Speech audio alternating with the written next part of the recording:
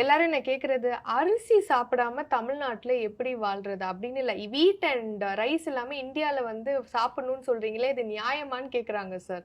ஒரு தடவை உங்ககிட்ட வரும்போது கேட்டேன், எந்த அரிசி சார் நல்லது, எதை சாப்பிடலாம்னா, எல்லா அரிசியும் நல்லதுதான் நீங்க சாப்பிடாத வரைக்கும் அப்படின்னு என்கிட்ட சொன்னீங்க. ஏன் சார் இப்ப வீட் அப்ப இந்த கிரெயின்ஸ் எல்லாம் அவாய்ட் பண்றது வந்து நல்லதுதான், நமக்கு வெறும் ஃப்ரூட்ஸ், வெஜிடபிள்ஸ் அண்ட் இந்த மாதிரி சப்ளிமெண்ட்ஸ் தான் நம்ம வந்து சர்வை பண்ணுமா? இந்த ஸ்டேபிள் ஃபுட்னு நம்ம மைண்டை கரெக்ட் பண்ணி வச்சிருக்காங்கல்ல, வீட் அண்ட் ரைஸ், அதை வந்து நம்ம அவாய்ட் பண்ணணுமா, இல்லை எந்த ஃப்ரீக்வன்சியில் சாப்பிடலாம்? நீங்கள் கேட்குறது ரொம்ப காம்ப்ளெக்ஸ் கேள்விமா. அது இல்லாமல் காமெடி, நீங்கள் இதில் சிரிக்கிறதுக்கு என்ன இருக்குன்னு எனக்கு தெரியல, எனக்கு காமெடி சரியாக புரியாது. பட் நான் உங்களுக்கு ஒரு விஷயம் சொல்கிறேன். எங்கள் கம்பெனியில் இருக்க ஒரு தமிழ்நாட்டு பெண்ணுக்கு இந்த தீபாவளிக்காகன்னு சொல்லிட்டு என்னுடைய சம்பந்தி வந்து போத்தீஸ். ஸோ அதுக்காக ஒரு பட்டுப்புடவை வாங்கி கையில் கொடுத்தா, சார் நான் கொடுத்த முடியாத ட்ரெஸ்ஸை வந்து எனக்கு கொடுக்குறீங்க, எனக்கு சல்வார் கமீஸ் கொடுங்க, பேண்ட் ஷர்ட் கொடுங்க, இல்லைன்னா வேறு ஏதாவது மாடர்ன் ட்ரெஸ் கொடுங்க, ஏதோ ஒரு நான் ஸ்டிச்சுடு பிளெயின் சாரீ கொடுத்துருக்கீங்களா, இது எனக்கு கட்ட தெரியாதுன்னு சொன்னாங்க. ஓகே, அதுக்கு என்ன சொல்கிறீங்க?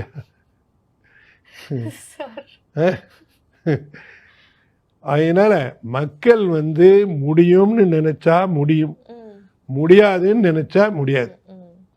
உடல்நிலை அவர்களுக்கு முக்கியம் என்றால் அதை செய்வார்கள்.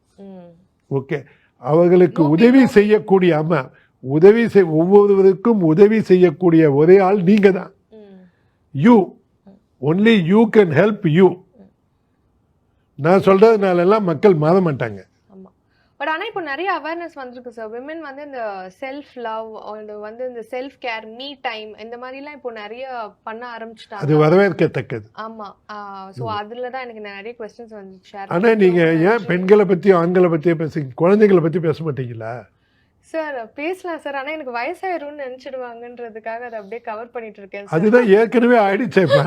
இல்ல சார், அப்படிலாம் சொல்லி மனசை கஷ்டப்படுத்தாதீங்க. சரி, உங்க மனத்தை கஷ்டப்படுத்தல. சரி சார், பொதுவா பட் குழந்தைகளுக்கு ஒரு முக்கியமான விஷயம் சொல்றேன். குழந்தை இருக்கா உங்களுக்கு? உங்களுக்கு குழந்தை இருக்கா? 2 பசங்க இருக்காங்க. என்ன வயசு? 7 வயசு 5 வயசு. ஆமா, 5 வயசுக்குள்ள இருக்கிற குழந்தைங்களுக்கு 3-4 லாங்குவேஜை டிவியில போட்டு விடுங்க. அத்தனை லாங்குவேஜையும் நேட்டிவ் ஸ்பீக்கர் மாதிரி பேசுவாங்க 5 வயசுக்குள்ள. ஆமா, அவங்க பெரிய புத்திசாலி ஆகணும்னா சர்க்கரையை மட்டும் கொடுக்காதீங்க. Okay, no sugar. No sugar. Any kind of sugar. ஆமா, எனி கைண்ட். வெல்லம், கருப்பட்டி, இதெல்லாம் அது வந்து நான் எல்லா மீட்டிங்லயும் சொல்றேன். தங்க கத்தியா இருந்தா என்ன, சில்வ கத்தியா இருந்தா என்ன, துதுபுற்ற கத்தியா இருந்தா என்ன, வயிற்றுல கொடுத்தனா செத்துடுவீங்க. அதனால இந்த சர்க்கரைக்கு 68 பேர் இருக்கு. அதுக்கு மேலேயும் இப்போ பேர் வந்து இருக்கும். கூகுளில் சர்ச் பண்ணுங்க.